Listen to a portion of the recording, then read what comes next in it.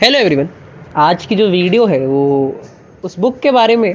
Book का नाम है think again bye Adam grant. और बुक मेनली आपके जो थॉट्स हैं या आपका जो परसेप्शन है लाइफ को लेकर वो उससे डील करती है और एक बेटर पर्सपेक्टिव या तुम्हें एक तरीका या एक नया एक सोचने का तरीका वो तुम्हें देती है ये बुक। और इस बुक को मैं समराइज़ करना चाहता हूँ तुम्हारे लिए। 8 से 10 पॉइंट में काफ़ी होगा और तुम्हें बुक पढ़ने की ज़रूरत नहीं पड़ेगी। और अगर पढ़ना भी चाहते हो तो तुम्हें एक अपर एज मिल जाएगा कि तुम्हें वो बेटर समझ में आएगी। बुक का पहले रिव्यू बताना चाहता हूँ। रिव्यू मेरे हिसाब से मतलब 5 में से अगर मैं तुम्हें से कोई पॉइंट देना चाहूँ, हालांकि मैं इतना वर्थ नहीं हूँ कि मैं किसी बुक को पॉइंट दूँ, पर अगर मेरी पर्सनल प्रेफरेंस के हिसाब से मैं इस बुक को देना चाहूँगा 3.7 या 3.8। बड़ी ही डिसेंट लिखी हुई बुक है। कुछ बहुत ज़्यादा एक्स्ट्राऑर्डिनरी पॉइंट है पर कुछ बड़े ही सिमिलर पॉइंट है बाकी नॉर्मल सेल्फ हेल्प वाली बुक से। पहली चीज़ ये कि मैं इसकी समरी तुम्हें बताना शुरू करता हूँ। पहला पॉइंट ये कि think like an scientist. Think like an scientist simple शब्दों में कि तुम्हारा जो माइंड है ना, हमारा जो माइंड है या तुम्हारा जो माइंड है, मेरा जो माइंड है, हम एक लूप में फंस जाते हैं। अब वो लूप कुछ भी हो सकता है। वो लूप आपका रिलेशनशिप का लूप हो सकता है, वो आपका करियर का लूप हो सकता है, वो आपकी वेल्थ का, आपकी ग्रोथ का लूप हो सकता है। हमारे साथ ये होता है, अगर हम उस लूप में एक फेलियर को अटेन कर लेते हैं तो हम उस फेलियर पर ही इतना फोकस्ड हो जाते हैं कि हम उस लूप में फंसे रहते हैं।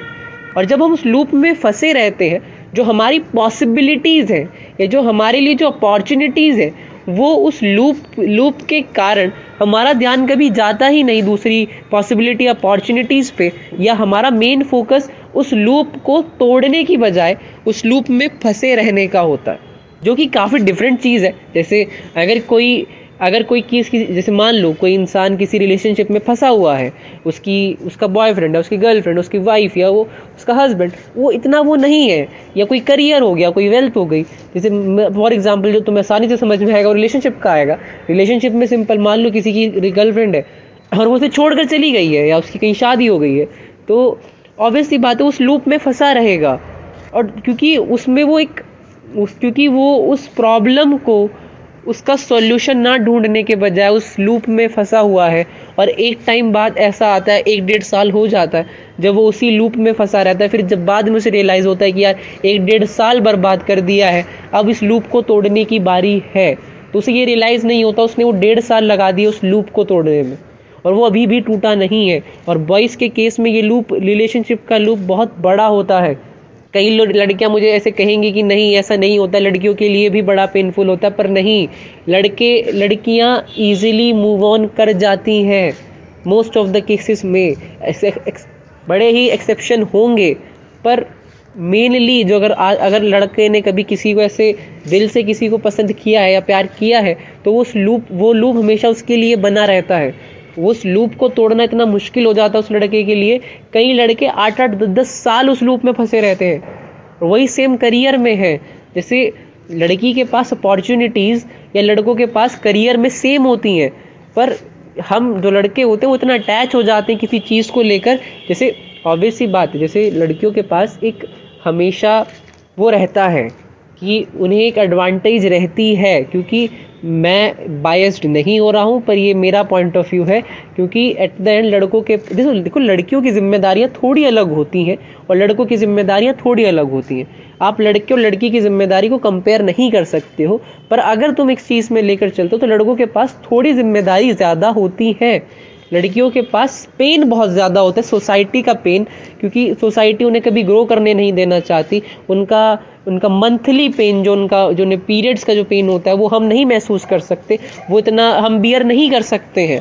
वो हम कभी मतलब अगर मुझसे पूछो तो मुझे नहीं लगता कोई लड़का उस पेन को बियर कर पाएगा। पर सिमिलरली कुछ जिम्मेदारियां लड़कों की भी होती हैं, वो लड़कियों के पास नहीं होती हैं। जैसे अगर आप सोसाइटी के नॉर्म्स के अकॉर्डिंग अगर आप पूछो तो एक लड़की की क्या जिम्मेदारी है? एक लड़की की ये जिम्मेदारी है कि वो अपनी फैमिली को प्रोवाइड करे, वो अपनी वाइफ को प्रोवाइड करे, वो अपने बच्चों के लिए प्रोवाइड करे। वो ऑटोमेटिकली जब शादी होती है वो उस आदमी की जिम्मेदारी बन जाती है। अब तुम इसे डिनाई नहीं कर सकते हो कि नहीं ऐसा नहीं होता, इक्वालिटी है। नहीं है इक्वालिटी भाई। अगर तुम्हारी शादी हो रही है किसी लड़की के साथ तो ऑब्वियस सी बात है सबके दिमाग में पहला ख्याल यही है कि लड़का प्रोवाइड करेगा, वाइफ के लिए भी, अपने बच्चों के लिए भी, अपनी फैमिली के लिए भी। अगर वाइफ भी कर रही है बहुत अच्छी बात है, पर अगर वाइफ नहीं कर रही है तो कोई दिक्कत नहीं है। पर अगर लड़का नहीं कर रहा है तो लड़का निठल्ला है, लड़का आवारा हो चुका है, लड़का कुछ करना नहीं चाहता है। सिमिलरली अगर लड़की नहीं कर रही है तो उसे कहेंगे कि हाउस मेकर है ना, तो वो जिम्मेदारी कहीं। और यही सिमिलरली चीज़, जैसे जो एक बच्चे को पालने का पेन होता है वो माँ ही समझ सकती है, वो बाप वो नहीं समझ सकता उसे कैरी करने का। जो एक बेबी जो माँ कैरी करती है वो पेन हम नहीं कर सकते एक्सपीरियंस। तो ये कंपैरिजन थोड़ा अलग है, पर हाँ जिम्मेदारी के टर्म्स में लड़की की जिम्मेदारी थोड़ी कम होती है। पर लड़कियों की जिम्मेदारी ऐसा भी नहीं है, जैसे अगर मैं घर की जिम्मेदारी की बात कर रहा हूँ, पर ऐसा है कि जो लड़कियों की जिम्मेदारी है वो लड़कों की जिम्मेदारी से काफ़ी अलग है। जैसे हमें सोसाइटी का प्रेशर हमारे काम के बारे में, हमारे रिलेशनशिप के बारे में आता है। हमें ऐसा प्रेशर नहीं है कि हम रात को लेट नहीं निकल सकते, पर सिमिलरली लड़कियों के पास वो प्रेशर है कि उन्हें रात को निकलने नहीं दिया जाता है, या उन्हें वो एक लिबर्टी नहीं मिलती है, उस छूट नहीं मिलती है जितनी लड़कों को मिलती है। पर एट द सेम टाइम कुछ जिम्मेदारियां भी लड़कों के पास होती हैं, वो लड़कियों के पास नहीं होती है, और कुछ जिम्मेदारी लड़कियों के पास होती है वो लड़कों के पास नहीं होती है। ये तो मैं ऐसे ही बोल दिया मैंने, पर हाँ वही चीज़ कि वो जो लूप है, चाहे वो तुम लड़की हो चाहे लड़का हो, मतलब अगर इक्वालिटी की बात करें, वो जो लूप है वो दोनों के लिए उतना ही पेनफुल है, चाहे वो करियर का हो चाहे वो रिलेशनशिप का हो। तो तुम्हारा जो मेन फोकस है वो साइंटिस्ट की तरह सोचने का है कि वो लूप कैसे टूटे, क्योंकि अगर वो लूप नहीं टूटेगा तो तुम उस लूप में फंसे रहकर साल 2 साल वेस्ट कर दोगे, और उसके बाद रियलाइज़ होगा कि काश मैं उस थोड़ा टाइम पहले वो लूप तोड़ देता। तो समझो ये चीज़। दूसरा पॉइंट कि डेवलप कॉन्फिडेंस। अब कॉन्फिडेंस और ओवर कॉन्फिडेंस का मतलब समझ लो, जो मैं तुम्हें समझाना चाहता हूँ बेसिक एक पॉइंट से। ओवर कॉन्फिडेंस का मतलब है ये सिर्फ मैं ही कर सकता हूँ। कॉन्फिडेंस का मतलब है ये मैं कर सकता हूँ, ये मुझे करना है, और ये मैं करके अपने आप को प्रूव करना चाहता हूँ कि हाँ कि मैं ये कर सकता था। पर तुम दुनिया वालों के सामने गाए जा रहे हो कि मैं ये करूँगा, मैं वो करूँगा, मैं ये का उखाड़ दूंगा, मैं वो उखाड़ दूंगा, और लिटरली तुम उसके लिए मेहनत नहीं कर रहे हो। वो ओवर कॉन्फिडेंस है। तुम मान चुके हो कि ये चीज़ मेरी हो चुकी है बिना मेहनत के, और तुमने एक सेट कर दिया है कि हाँ ये चीज़ मैंने उखाड़ लिया, हालांकि तुमने उखाड़ी नहीं है वो चीज़, पर तुमने उस तरह से पोर्ट्रे कर दिया है कि अब सबको ये लगता है कि तुम बहुत ज़्यादा वो हो, कि तुमने एक वो कॉन्फिडेंस गेन कर लिया। पर लिटरली उसका मीनिंग क्या है, क्योंकि तुम ओवर कॉन्फिडेंट हो। तुमने चिल्ला के लोगों को बता दिया कि मैं ये सब करूँगा। कॉन्फिडेंट लोग चिल्लाते नहीं हैं। अगर आप किसी रूम में हो, जो इंसान मतलब एक ऐसे मूवी में है, वो इंसान इतना पावरफुल होता है कि वो पूरा कमरा खा सकता है, पर वो चुपचाप बैठा होता है। और सिमिलरली एक इंसान ऐसा होता है कि जो उसमें अपने आप को नहीं संभाल सकता, वो बार बार चिल्ला रहा होता है। तो तुम्हारा जो नेचर है, जो तुम्हारा कॉन्फिडेंस है, वो बाहर झलकना नहीं चाहिए, ओवर नहीं झलकना चाहिए। तुम्हें दिखना, लोग तुम्हें देख कर कहें कि यार ये लड़का कर सकता है, पर ये ना कहे कि यार ये तो बोलता ही रहता है, ये तो करता वर्ता कुछ नहीं है। तो वो, हालांकि तुम्हें उन लोगों से फ़र्क नहीं पड़ना चाहिए, पर मैं तुम्हें एक चीज़ समझाने की बात करूँ। अगर लोग तुम्हारे बारे में बात भी कर रहे हैं तो वो ये ना है कि यार ये सिर्फ बकवास करता है, ये करता कुछ नहीं है। तो उनके में ये आए कि यार ये जो इंसान बैठा है इसने इतना सब कुछ उखाड़ा है, पर भी ये हम्बल है। वो कॉन्फिडेंस प्लस हम्बलनेस वो बहुत ज़रूरी है, क्योंकि अगर कॉन्फिडेंस होगा और अगर तुम्हारे पास वो हम्बलनेस नहीं है तो तुम लोगों को लोग ही नहीं समझोगे, तुम उन्हें उस रिस्पेक्ट से कभी देख ही नहीं पाओगे जिस रिस्पेक्ट से तुम पहले देख रहे थे जब तुम्हारे पास वो कॉन्फिडेंस नहीं था। क्योंकि कॉन्फिडेंस के साथ दिक्कत ये है कि कॉन्फिडेंस और ओवर कॉन्फिडेंस में बड़ी ही थिन लाइन है। जब वो थिन लाइन क्रॉस होती है तो वहाँ पर नेचर और वहाँ पर पर्सपेक्टिव बदल जाते हैं। तो ट्राई टू अंडरस्टैंड कि ओवर कॉन्फिडेंट नहीं होना है, कॉन्फिडेंट होना है कि मैं ये कर सकता हूँ, क्या ये ज़रूरी है करना, और क्यों मैं ये करना चाहता हूँ। और वो कॉन्फिडेंस कैसे आएगा? चीज़ें सीख कर, लोगों से सीख कर, माँ बाप से सीख कर, या कोई अपनी स्किल्स पे वो फोकस करके। वो ज़रूरी है कि वो कॉन्फिडेंस तुम कैसे अटेन कर रहे हो, ये चीज़ तुम्हें समझनी पड़ेगी कि ओवर कॉन्फिडेंट नहीं, कॉन्फिडेंट होना है। तीसरा पॉइंट कि डिटैच तुम्हारा तुम्हारा जो ओपिनियन है वो उसे तुम डिटैच कर दो उस किसी की आइडेंटिटी से।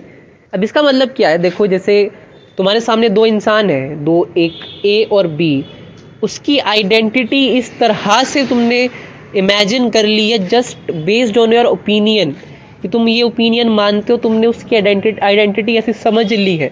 जैसे कई लोगों के में ना एक अमीरी और गरीबी का बहुत बड़ा फैक्टर होता है, उनमें वो बहुत ज़्यादा डिफरेंस क्रिएट करता है जस्ट बिकॉज कि इसकी उसका ओपिनियन ऐसा है। जैसे हमारे साथ क्या होता है, हम ना लोगों को बहुत ईजिली जज कर लेते हैं। जैसे अगर किसी के ओपिनियन, मान लो कि कोई इंसान बड़ा ही अच्छा है और पर उसने एक ऐसा ओपिनियन दे दिया है, तुम उसे आइडेंटिटी मानने लग जाते हो उस इंसान की कि ये इंसान बुरा है।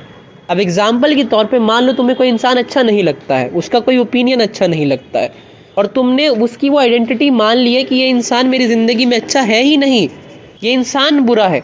हालांकि वो इंसान बुरा नहीं है, जस्ट बिकॉज उसका एक ओपिनियन है। देखो जैसे पॉलिटिकल पार्टी की वजह से हम क्या करते हैं, कई इंसान में बहुत अच्छी खूबियाँ हो सकती हैं, पर जस्ट बिकॉज कि उसे कोई दूसरी पॉलिटिकल पार्टी पसंद है या उसका ओपिनियन दूसरी पॉलिटिकल पार्टी को लेकर है, हम उसे इंटरनली हेट करने लग जाते हैं। क्यों? क्योंकि just because on their opinion. भाई ओपिनियन की वजह से तुमने उसकी आइडेंटिटी बना दी है। तो डिफरेंस होता है आइडेंटिटी और ओपिनियन में। अब ओपिनियन के बेस पे आप किसी की पर्सनैलिटी, आइडेंटिटी जज नहीं कर सकते हो।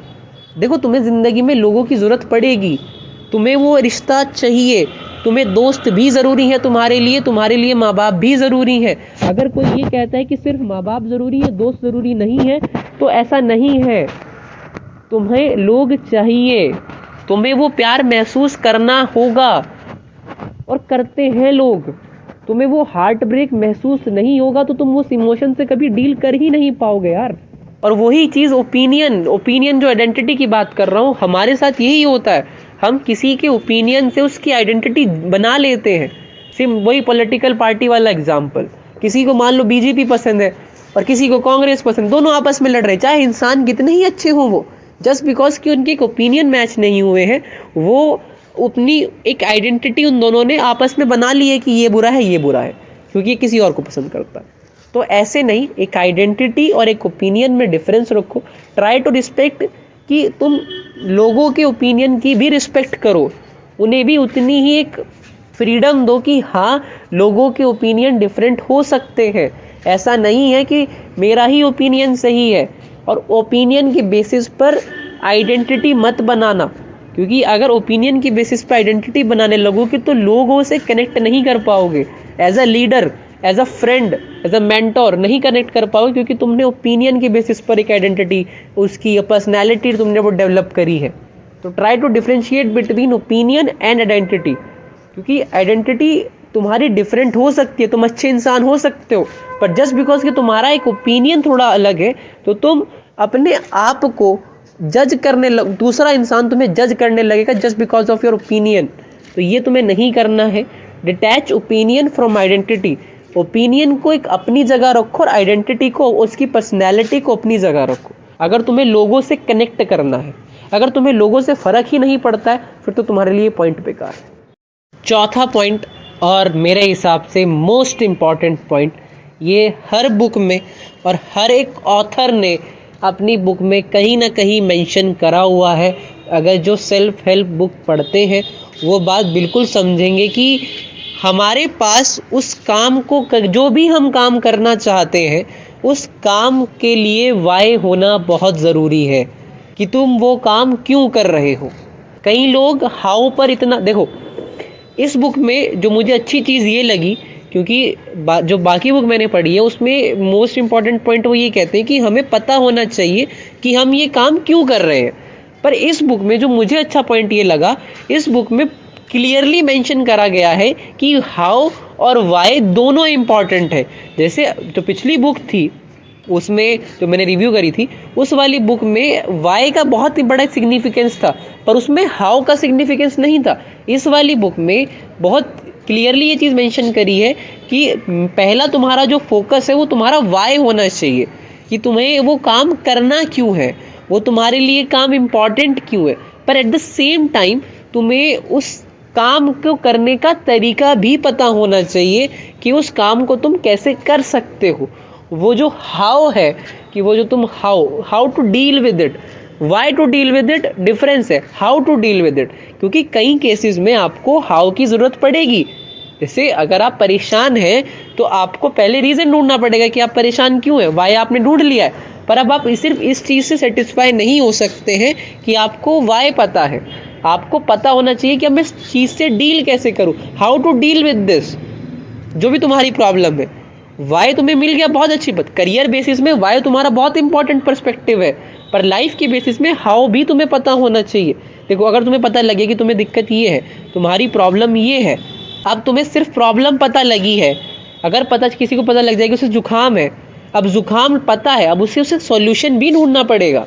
अब ऐसे ही तुम्हारी लाइफ के प्रॉब्लम्स भी हैं।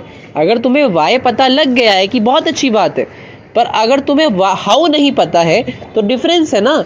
तुम्हें अब वो चीज़ ढूंढनी पड़ेगी कि अब मैं इस चीज़ से सॉल्व कैसे करूं, अब मैं ये चीज़ सॉल्व कैसे करूं, ये प्रॉब्लम कैसे सॉल्व करूं, जस्ट बिकॉज कि मुझे हाउ पर इतना ज़्यादा फोकस करना पड़ेगा, क्योंकि तुम्हारा वाई जो है वो तुम्हें मिल गया है। क्योंकि अगर वाई नहीं मिलता है तो हाउ तो बहुत दूर की बात है। अगर तुम्हें पता ही नहीं है तुम्हारी प्रॉब्लम क्या है, तुम्हारे वीक पॉइंट्स क्या है, तो तुम कभी हाउ तो ढूंढ ही नहीं पाओगे। तुम वाई को तो, अगर तुम्हें वाई, मैं हमेशा वो कह रहा हूँ, पहला तुम्हारा फोकस वाई पर ही होना चाहिए, कि तुम वाई के ढूंढ पाओ अपनी ज़िंदगी का, कि तुम्हें ये काम करना क्यों है, तुम्हें इस जगह जाना क्यों है, तुम्हें इस जो चीज़ ये कर रहे हो उसका मतलब क्या है, वाई। तुम पार्टी क्यों कर रहे हो, अच्छा फन के लिए कर रहे हो, पर तुम महीना भर पार्टी क्यों कर रहे हो। मैं ये नहीं कह रहा कि गलत है कोई, पर तुम्हारे पास रीज़न होना चाहिए कि मैं महीना भर पार्टी क्यों कर रहा हूँ, मैं महीना भर में ये अपना टाइम वेस्ट क्यों कर रहा हूँ, महीने भर से मैं काम क्यों नहीं कर रहा हूँ। अब तो तुम्हें पता लग गया है कि तुम्हारी प्रॉब्लम ये है, अब तुम अपना जो फोकस है वो शिफ्ट कर दो हाउ पर, कि अब मैं इस चीज़ को, मुझे पता लग गया कि हाँ मेरी प्रॉब्लम ये है, अब मुझे पता लग गया कि मेरी प्रॉब्लम स्मोकिंग है, या मेरी प्रॉब्लम ड्रिंकिंग है, मेरी प्रॉब्लम एडिक्शन है। अब तुम उस एडिक्शन का हाउ ढूंढो ना, कि अब मैं इस एडिक्शन से डील कैसे करूँ। समझे, हाउ और वाई दोनों इंपॉर्टेंट है। Firstly try to attain that why, कि तुम ये करना क्यों चाहते हो। अगर तुम्हें वो वाई मिल गया है, अब फाइंड करो कि तुम उस, अगर वो प्रॉब्लम है वाई, तो उस प्रॉब्लम को तुम डील कैसे कर सकते हो। पांचवा पॉइंट ये कि जैसे हमारे साथ ये होता है कि हमारी जो प्रॉब्लम होती है हम उसे नेगोशिएट नहीं कर पाते उस प्रॉब्लम के साथ, या कई इंसानों से हमें प्रॉब्लम होती है, हम उसके साथ नेगोशिएट नहीं कर पाते हैं अच्छे से।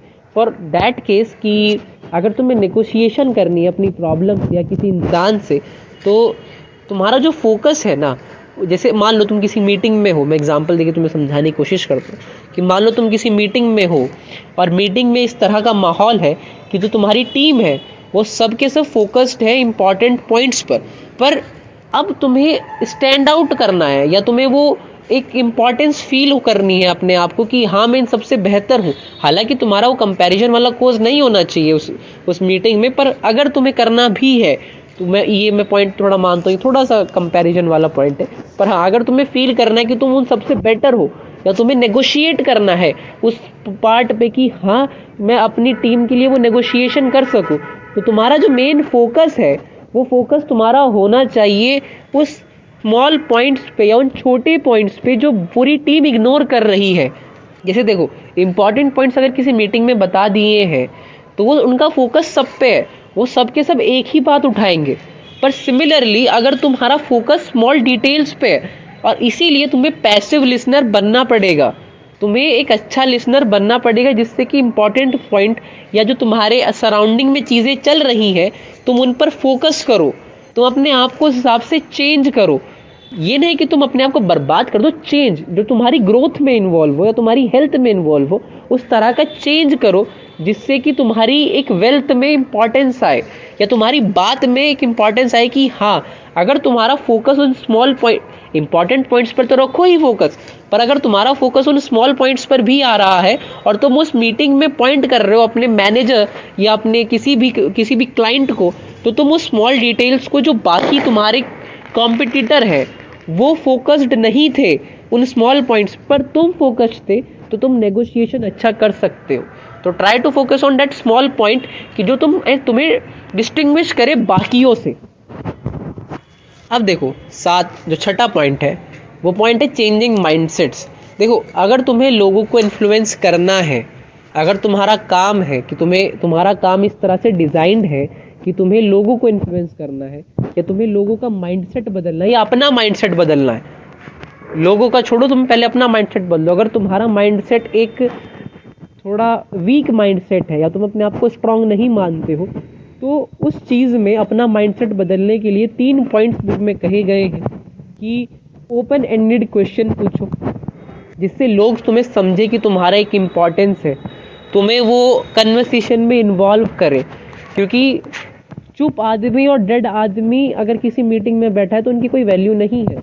अगर तुम्हारा उस मीटिंग में कोई भी ओपिनियन नहीं है, या तुम्हारी टीम तुम्हें इस लायक भी नहीं समझती है कि तुम्हारा एक ओपिनियन भी मैटर नहीं करता है वहाँ पर, तो तुम गलत मीटिंग में हो।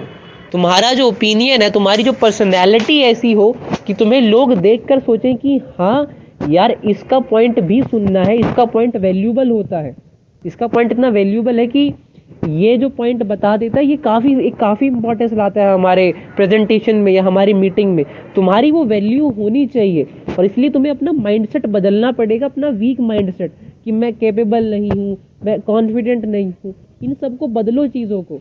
तुम कहो कि मैं कॉन्फिडेंट हूँ, तुम कहो कि मैं स्ट्रांग हूँ। तुम्हारा एक ओपन एंडेड क्वेश्चन पूछो उससे कि सर अगर मैं ये चीज़ कर सकता हूँ तो ये कैसे नहीं होगा, वो कैसे आएगा ओपन एंडेड क्वेश्चन। ये नहीं कि तुम बेवकूफ़ी वाले क्वेश्चन पूछने लग जाओ जो कि तुम्हारी मीटिंग के पर्सपेक्टिव में इंपॉर्टेंट पॉइंट्स हो। मैं उन पॉइंट्स की बात कर रहा हूँ। अब ये वाला कैसे आएगा open ended question? By reflective listening. अब रिफ्लेक्टिव लिसनिंग क्या है? आसान भाषा में, जो लोग बात कर रहे हैं उन पर तुम्हारा फोकस, अब उनकी बातों में नाक नहीं अड़ानी है, तुम्हारा फोकस उनकी बातें सुन के एनालाइज करना है कि तुम कैसे वो चीज़ अटेन कर सको कि हाँ इनकी दोनों की कन्वर्सेशन में कौन से वो इम्पॉर्टेंट पॉइंट्स हैं जो मैं समझ सकता हूँ। वो है रिफ्लेक्टिव लिसनिंग। वो रिफ्लेक्टिव लिसनिंग कैसे आएगी? तो जब किसी कन्वर्सेशन में इन्वॉल्व होंगे, उन्हें बिना डिस्टर्ब करे उन लोगों को।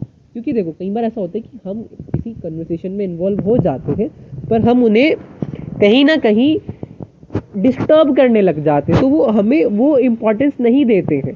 तुम्हारा रिफ्लेक्टिव लिसनिंग ये है कि तुम सुन रहे हो, तुम समझ रहे हो, पर तुम उन्हें डिस्टर्ब नहीं कर रहे हो। और इसी में तीसरा पॉइंट है, जब तुम एक चेंज करो तो अपने आप को शाबाशी दो, अपने आप को एक गिफ्ट दो, अपने आप को एक पॉजिटिव फीडबैक दो कि हाँ यार, ये मैं चेंज कर पा रहा हूँ। जैसे बहुत से लोग बेचारे करियर में परेशान रहते हैं, कई लोग रिलेशनशिप में परेशान रहते हैं, वो इंसान को नहीं भूल पाते।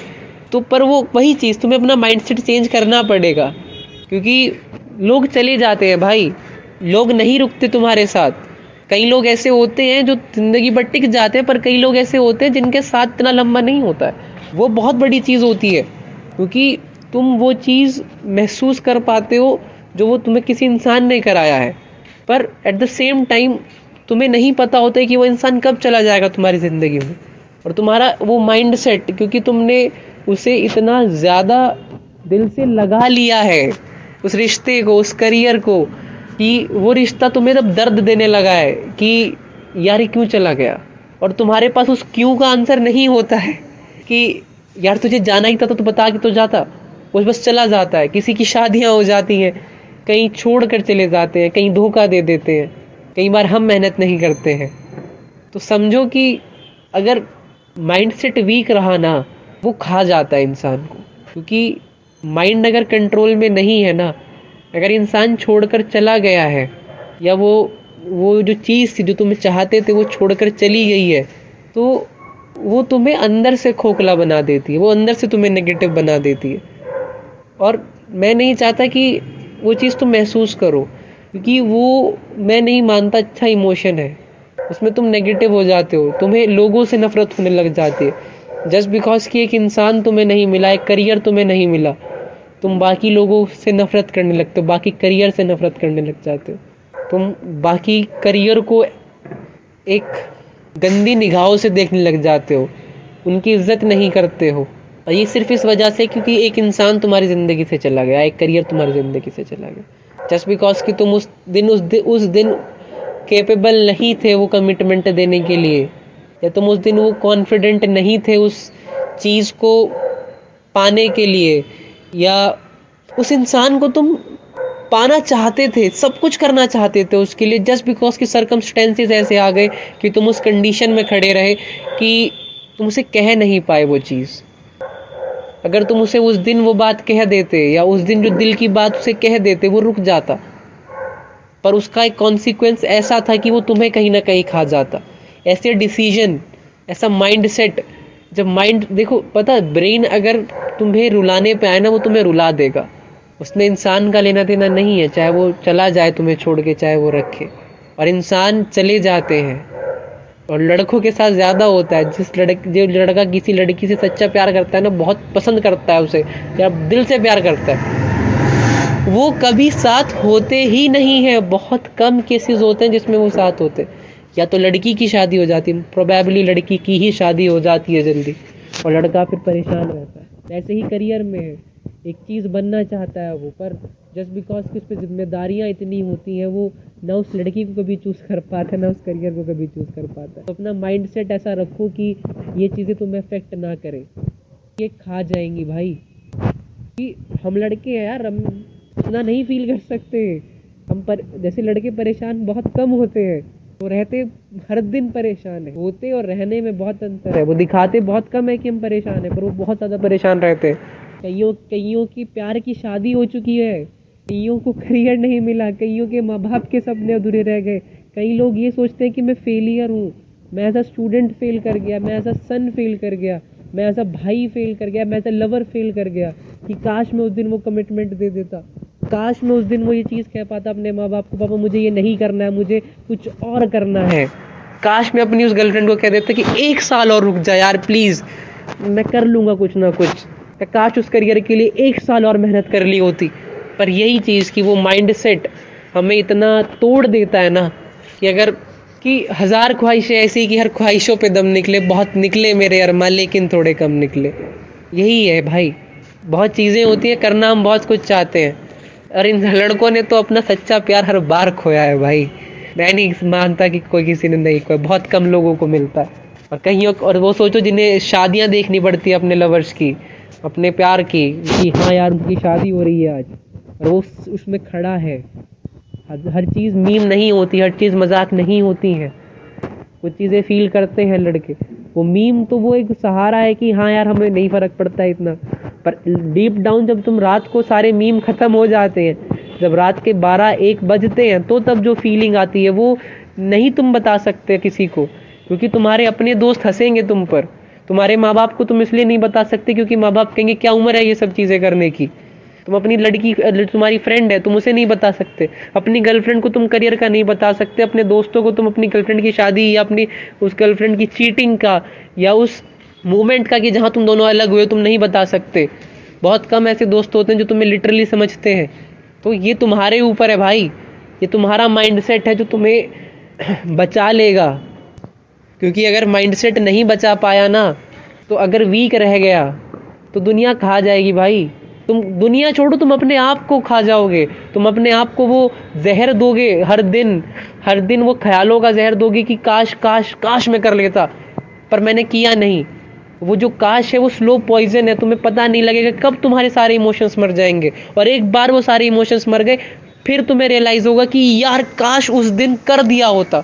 तुम हर दिन कोसोगे अपने आप को। तो मैं नहीं चाहता कि तुम्हारा वो माइंडसेट ऐसा हो, समझो, वो माइंडसेट खराब मत होने दो। ये चीज़ तुम्हें एज अ बड़ा भाई, as a friend, as a छोटा भाई समझ के मान लो। मैं बता रहा हूँ भाई, खा जाती है चीज़ें ऐसी। और कई लोग समझ रहे होंगे बहुत अच्छे से, उन्हें पता है कि उन्होंने क्या वो फेस किया, वो साल भर का फेस कैसे फेस किया है। तो समझो, ये माइंडसेट कंट्रोल में रखो। जो चला गया चला गया, रोक सकते हो रोक लो भी, तो माइंडसेट बदलो। 7वां पॉइंट, बीच वाला पॉइंट के लिए मैं माफ़ी चाहता हूँ, थोड़ा आ गया, मैं नहीं बोलना चाहता था, पर थोड़ा एक इंसिडेंट ऐसा हुआ है जिसकी वजह से मैंने बोल दिया। 7वां पॉइंट ये कि try to deal with polarised environment. अब इसका मतलब क्या है, या थॉट्स। देखो, हमारे साथ ये है कि जो सबसे बड़ा इंपॉर्टेंट पॉइंट मैं मानता हूँ ये है कि हमारे पास चॉइसेस काफ़ी होती हैं। हमें कुछ चीज़ अच्छी लगती हैं, कुछ चीज़ें बुरी लगती हैं, पर हमारे साथ ये है कि हम ना एक लाइन पर ही चलते रहते हैं।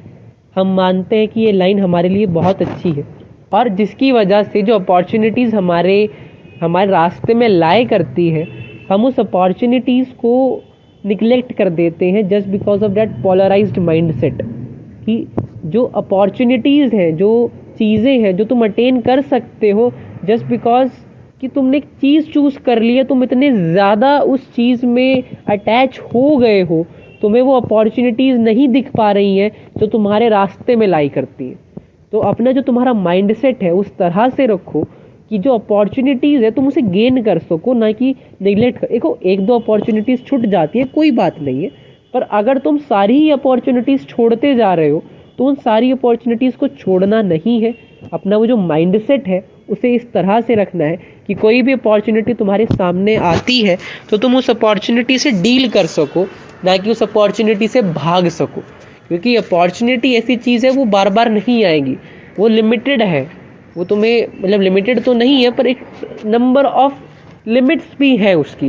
जैसे तुम एक अपॉर्चुनिटी तुमसे मिस हो गई पर तुम दूसरी पे अटेन कर सकते हो।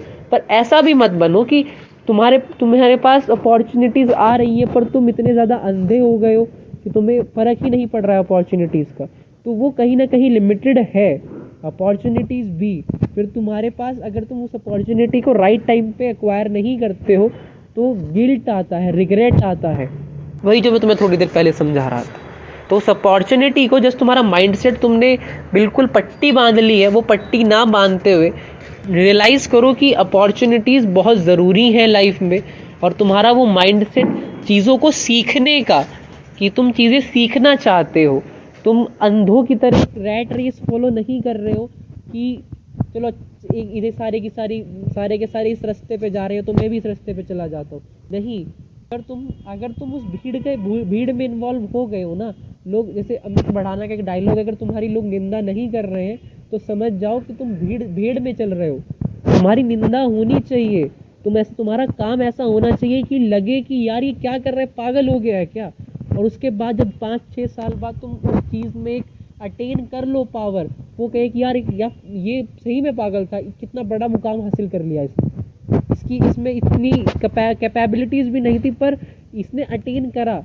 क्योंकि तुमने वो रैट रेस फॉलो नहीं करी थी, तुमने वो अपॉर्चुनिटी मिस नहीं करी थी। कितने लोग हैं रिस्पॉन्सिबिलिटी की वजह से अपॉर्चुनिटी मिस कर देते। कई लोग क्रिकेटर बनना चाहते पर वो नहीं बन पाते जस्ट बिकॉज की वो रिस्पॉन्सिबिलिटी या वो एक सपोर्ट उन्हें नहीं मिलता है, या वो अपॉर्चुनिटी मिस कर देते हैं। कई लोग इतने अच्छे, मतलब कई लोग इतने, हर घर में कोई ना कोई सिंगर बैठा है, कोई राइटर बैठा है, कोई म्यूजिक कंपोजर बैठा है, पता नहीं कितने कोई रिसर्चर बैठा है। जस्ट बिकॉज कि हमारा माइंडसेट ऐसा हो गया कि हम 4-5 डिग्रियों को लेकर इतने ज़्यादा वो हो गए हैं, 4-5 एक चॉइसेस को लेकर इतने ज़्यादा बायस्ड हो गए हैं, हम उस चीज़ को कभी उस पॉजिटिव वे में देख ही नहीं पाते कि हम उस अपॉर्चुनिटी को गेन कर पाए। तो तुम अंधे मत बनो, तुम्हारे पास दिमाग है, चॉइस अपनी लो जिस काम में तुम्हें मज़ा आए, जिस काम में तुम चीज़ें एक मुकाम तक पहुंचा सको अपने लिए। तो समझो ये चीज़, ये बहुत इंपॉर्टेंट चीज़ है। पता चले तुम 5-6 साल बाद रियलाइज़ करो कि यार मुझे ये चीज़ करनी ही नहीं थी, जस्ट बिकॉज मुझे किसी घर वालों ने कहा, या मेरे रिश्तेदारों ने कहा, या मेरे किसी फ्रेंड ने कहा, मैंने ये चीज़ कर ली और अब मैं पछता रहा हूँ। वो पछतावा नहीं होना चाहिए। Thank you.